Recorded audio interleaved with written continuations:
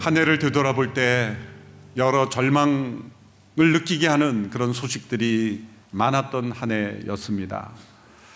그러나 세상의 뉴스들을 들으면 언제나 결론은 절망이었습니다. 세상의 소식에 귀를 기울이고 의지하기보다 하나님께서 우리에게 들려주시는 하나님의 복된 복음과 말씀의 소식에 우리의 귀를 기울일 때 우리는 절망에 빠지지 않고 하나님이 주시는 소망 가운데 다시 일어나게 될 줄로 믿습니다. 예레미야 선지자가 절망 속에 소망을 고백했습니다. 이스라엘 민족이 처절한 절망 속에 있을 때 예레미야 선지자 자신도 절망할 수밖에 없었습니다. 그러나 그 절망의 고백 가운데 그는 놀라운 소망의 고백을 합니다. 내게 소망이 있습니다. 내게 소망이 있습니다. 우리 민족의 소망이 있습니다. 이 시대에 소망이 있습니다. 소망은 꺼지지 않았다는 것입니다. 소망은 사라지지 않았다는 참된 믿음의 고백입니다. 이 고백을 우리 모두가 함께 드리며 한 해를 마무리하고 새로운 한 해를 소망으로 시작할 수 있게 되기를 바랍니다. 덴마크의 철학자 쉐렌 케르케고르는 죽음에 이르는 병이라는 책에서 절망이 죽음에 이르는 병이라고 했습니다. 사실 이 병에 걸리지 않은 사람은 한 사람도 없습니다. 완전히 건강한 사람이 한 사람도 없듯이 이 병에 걸리지 않고 조금이라도 절망을 느껴보지 않은 사람은 한 사람도 없기 때문입니다. 케르케고르는 절망을 두 가지 종류로 구분했습니다. 첫째는 자기 자신이기를 원치 않는 절망, 이것을 연약함의 절망이라고 말했습니다. 이것은 자기 자신을 비관하고 자기가 아닌 다른 사람이 되었으면 좋겠다는 갈망에서 나온 거죠. 나는 왜 이런 가정에서 이런 시대에 이런 시대 속에 이런 상황 속에 처하게 되었는가. 자신의 형편을 한탄하고 자신의 운명을 저주하며 자기 자신이 아닌 다른 누군가가 되었으면 하는 갈망에서 나온 절망, 자기 자신이기를 원치 않는 절망이죠. 연약함의 절망입니다. 또 다른 두 번째 절망은 정반대로 자기 자신이기를 원하는 절망이다. 이것을 반항의 절망이라고 그랬습니다. 왜 반항입니까? 창조주 하나님께 반항하는 겁니다. 자기가 능력이 뛰어난 줄 알고 자기 스스로의 힘으로도 살아갈 수 있다고 착각하는 거죠. 하나님 없이도 내 힘과 능력으로 내가 너무 잘났기에 하나님 의지하지 않고도 살 수 있다는 착각 속에서 자기 자신이기를 원하는 절망, 이것을 반항의 절망이라고 했습니다. 모든 사람들은 이 두 가지 절망을 시계추처럼 양쪽을 왔다 갔다 하며 살아가고 있는 것이죠. 우리 모두에게는 이러한 절망을 뛰어넘는 진정한 소망이 필요합니다. 우리의 몸에 산소가 호흡을 통해 계속 공급되어야 하듯이 우리의 영혼에는 이 소망이 계속 공급되지 않으면 우리는 죽음을 향한 인생이 될 수밖에 없는 것입니다. 돈키호테가 살아있는 한 소망이 있다라는 말을 하였지만 살아있다고 다 소망이 있는 것은 아닙니다. 정반대가 되어야 합니다. 소망이 있는 한 살아있는 것입니다. 소망이 있는 자만이 진짜 사는 인생인 것이죠. 미국의 어느 대학의 심리학과에서 이런 실험을 했다고 합니다. 두 개의 큰 물통에 물을 가득 채우고 몸집이 비슷한 그리고 상태가 아주 흡사한 두 마리의 쥐를 한 마리씩 양쪽 물통에 넣었다고 합니다. 두 큰 물통의 차이점은 한 물통은 뚜껑이 닫혀 있었고 또 다른 물통은 뚜껑을 열어 놓았다는 것이죠. 물통에 빠진 두 마리의 쥐는 본능적으로 필사적으로 헤엄치기 시작했습니다. 그런데 뚜껑이 닫혀 있는 물통에 빠진 쥐는 4분이 채 못 되어 바닥에 가라앉았습니다. 뚜껑이 열려 있는 물통에 빠진 쥐는 장장 36시간이나 쉬지 않고 헤엄쳐 실험 시간이 끝날 때까지 살아있다는 것이었습니다. 똑같은 조건, 똑같은 물, 똑같은 건강 상태에 있는 쥐가 왜 한 마리는 4분이 못 되어 죽게 되고 또 한 마리는 36시간이나 살아있을 수 있었을까? 두 물통의 차이점은 뚜껑이었죠. 뚜껑이 닫혀 있었을 때 아마도 쥐는, 그 물통에 빠진 쥐는 더 이상 나에게는 소망이 없다라는 본능이 주어졌을 겁니다. 그러나 뚜껑이 열려있는 물통에 빠진 쥐는 뚜껑이 열려있기에 내가 소망을 가질 수 있다라고 본능적으로 여겼을 것이다. 이런 추론이 가능한 것이죠. 한 마리의 쥐에도 이런 차이가 만들어지는데, 하나님의 형상대로 지음받은 인간이 하나님 안에서 참된 소망을 얻는다면 그 차이는 얼마나 큰 차이가 일어나겠습니까? 똑같은 상황 속에서도 한 사람은 절망 속에 죽어가고, 동일한 상황 속에서 또 다른 영혼은 소망 속에 생명의 역사를 경험하게 된다는 것이죠. 이스라엘 민족이 나라가 멸망했을 때 그들은 절망할 수밖에 없었습니다. 나라가 완전히 멸망한 절망은 사실 우리 중 대부분은 경험하지 못했을 겁니다. 연세가 많이 드신 100세 가까운 분들만이 나라를 빼앗기고 나라의 주권을 잃어버린, 또한 지배받고 전쟁으로 완전히 폐허가 된 상황 속에서의 절망은 우리 중 대부분은 경험하지 못했을 겁니다. 그런 절망 속에 소망을 가진 분들에 의해서 이 나라 민족이 재건되었습니다. 나라가 다시 완전히 새로 수립되었다고 볼 수밖에 없는 그러한 나라의 재건은 바로 소망을 가진 이들에 의하여 이루어졌습니다.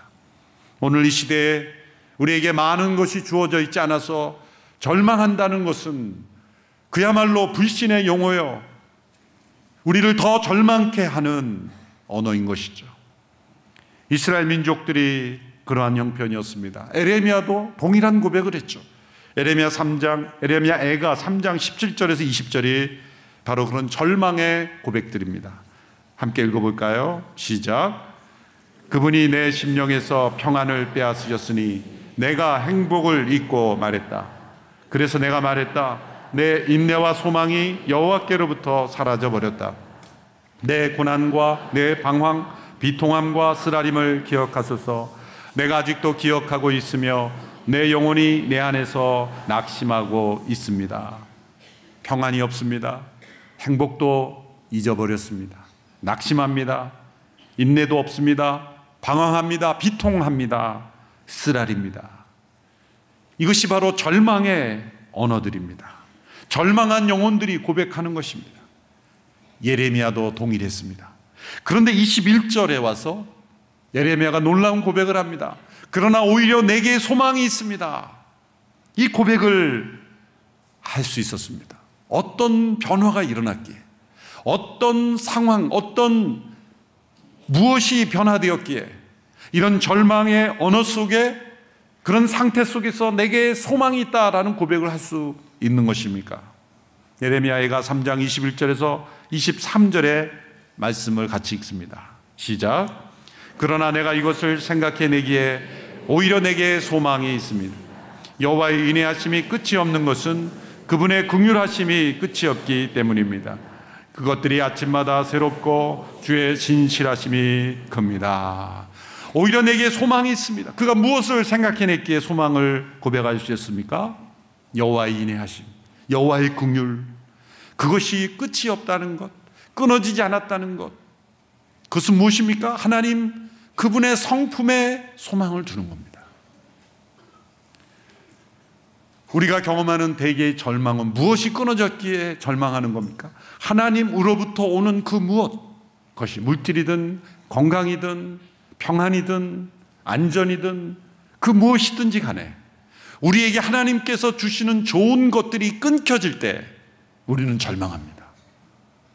그러나 끊어지지 않는 것이 있습니다. 그것은 우리를 향한 하나님의 사랑, 우리를 향한 하나님의 소망, 우리를 향한 하나님의 기대는 끊어지지 않았다는 거죠. 하나님께 대한 우리의 믿음이 있지만 동시에 정반대로 우리를 향한 하나님의 소망이 있다는 거예요. 하나님께서 우리에게 주시는 그 무엇에 대한 기대를 가진 소망과 다르게 하나님 그분 안에 소망을 두는 차원이 있다는 거예요. 하나님 그분의 성품에 대한 소망, 그것은 우리가 누릴 수 있는 모든 것이 다 사라질지라도 하나님에 대한 소망은 버려지지 않을 수 있다는 거예요. 하나님 그분 안에 소망을 둘 때 예레미야 선지자는 내게 소망이 있다 이렇게 고백할 수 있었다는 거죠. 아주 쉬운 예를 들어보면 우리의 자녀들이 학교에서 성적표를 받았는데 완전히 요즘 말로 폭망이에요. 아이들 말로 폭망. 완전히 절망적인 성적을 받았어요. 비관하게 되죠. 그래서 부모님께 완전히 이제 나는 망했다 그러고 성적표를 들이밀었는데 부모님은 그렇게 밝고 환한 모습일 수가 없어요. 숫자를 잘못 보셨는지 도대체 그렇게 환하게 웃을 수가 없어요. 부모님은 이렇게 말씀하는 거 그게 무슨 상관이냐. 너가 좋은 성적을 받아오면 내가 너를 사랑하고 나쁜 성적을 받아오면 내가 너를 미워하는 게 아니다. 수고했다. 수고했다. F학점 받느라고 수고했다. 어떤 성적이든지 잘했다. 너의 성취가 나의 사랑을 좌우하지 못한다.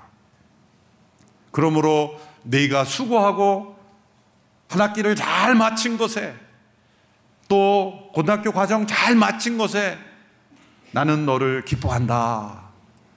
이것이 너의 인생의 전부가 아니라 이것이 안 되면 또 다른 길이 있을 것이고 또 다른 영역이 있을 것이고 대기만성이라고 또 더 높은 더 잘 되는 길이 있을 것이다. 이건 뭡니까? 자녀에 대한 부모의 소망이에요. 누가 그 소망을 헛된 꿈이라고 말할 수 있겠습니까? 누가 그 부모를 향해 자녀를 잘못 보시고 있군요 라고 말할 수 있겠습니까? 자녀가 부모에 대한 기대와 부모가 자녀에 대한 소망은 이렇게 다른 것이죠. 우리가 하나님께 대한 가지는 소망과 하나님이 우리에 대한 소망은 그렇게 차원이 다른 것입니다. 예수님께서 세상에 오셔서 우리에게 보여주신 것은 바로 우리를 향한 하나님의 소망이 무엇인지를 보여주신 거예요. 예수님을 만난 한 사람 한 사람은 언제나 소망의 사람으로 변화되었어요. 예수님이 좋은 말로 그냥 듣기 좋은 말로 해준다고 해서 사람들이 변화된 게 아닙니다. 예수님은 그 누구보다도 냉혹하게 진실을 말씀해 주셨어요. 인간이 얼마나 흉악한 죄인인지 얼마나 인간이 절박한 상황에 있는지 그 진실을 말해 주었다는 거예요. 그런데 예수님은 사람들을 소망의 사람으로 변화시켰어요. 여러분 이것은 인간이 할 수 없는 거예요. 우리 인간들은 서로 진실을 말하면 절망하게 돼요. 여러분 누군가 좀 문제 있다고 생각하는 사람에게 이렇게 얘기해줘. 진실을 말해보세요. 당신 문제야. 모든 사람이 당신 문제라고 생각해. 그러면 진실을 받아들이고 소망의 사람으로 바뀝니까? 아닙니다. 그 사람도 진실을 말해줘. 내가 보기엔 당신도 그런 것 같은데. 진실 공방으로 들어가죠. 어느 교회에서 성가대원 중에 참 문제를 일으키는 것 같아서 주변에 우리 교회 성가대 아닙니다. 또 좌우 쳐다보지 마시고 문제를 자꾸 일으키니까 다른 성가대원들이 저분 때문에 못 나오겠다고 목사님 찾아가는 거예요. 저분 좀 그만하시게 해달라고. 그래서 용기를 가지고 진실을 얘기했다고 생각하고 진실을 얘기하는 목사님이 그 성가대원에게 지금 50여 명의 대원들이 당신 때문에 다 힘드니 그만하시는 게 좋겠습니다. 그랬더니 그 성가대원이 하는 말씀이 목사님 저도 진실을 말씀드리죠. 지금 500여 명의 성도들이 목사님 때문에 다 힘든데 누가 그만두라고 그랬습니까? 네. 진실 공방이 되는 거죠. 변하지 않아요. 진실을 말해준다고 변하지 않아요. 근데 예수님은 진실만을 말씀하신 게 아니에요. 뭐라고 말씀하셨습니까? 요한복음 4장에 사마리아인에게 내게 남편이 5 있는데 지금 있는 남자도 내 남편이 아니다. 얼마나 끔찍한 진실입니까? 그런데 그 예수님은 소망을 말씀하셨어요. 그러나 내가 주는 물을 먹는 자는 영원히 목마르지 아니하리라. 이것이 예수님과 우리의 차이점이에요. 우리는 진실만을 규명하면 세상이 변한다고 생각하지만 우리는 진실을 규명하며 점점 절망 속에 나가죠. 왜? 우리는 소망을 줄 수 있는 하나님이 아니기 때문에요. 우리 모두가 진실과 동시에 소망의 하나님을 바라봐야만 우리를 죄 가운데 용서하시고 있는 우리를 그리스도를 통해 용서하시고 우리를 회복시키시는 그 소망의 하나님을 만나야 우리는 진정한 변화를 이루어 주는 것입니다. 이 사마리아 여인은 예수님께 최악의 모습을 지적받으면서도 최선의 모습으로 소망에 사로잡혀 돌아가게 되었다는 거예요. 예수님은 제자들을 소망으로 대해 주셨습니다. 제자들이 얼마나 형편없었습니까? 예수님의 교훈을 깨닫지도 못했습니다. 하나님의 나라에 대해서 말씀하셨지만 늘 세상 나라를 꿈꿨습니다. 함께 기도하자고 했지만 제자들은 잠들었습니다. 제자들은 예수님 십자가에 못 박혀 고난 받으실 때 다 도망갔습니다. 예수님 부활하셔서 40일 동안 하신 일은 그 도망간 실패한 제자들을 일일이 찾아다니시는 일이었습니다. 부활하신 예수님께서 왜 40일 동안 그들을 만나야 합니까? 그들은 배신자요, 실패자요, 비겁자요, 절망에 빠져있는 그들을 예수님은 포기하지 않으셨기 때문에 예수님은 그들을 소망을 가지고 대하셨다는 거예요.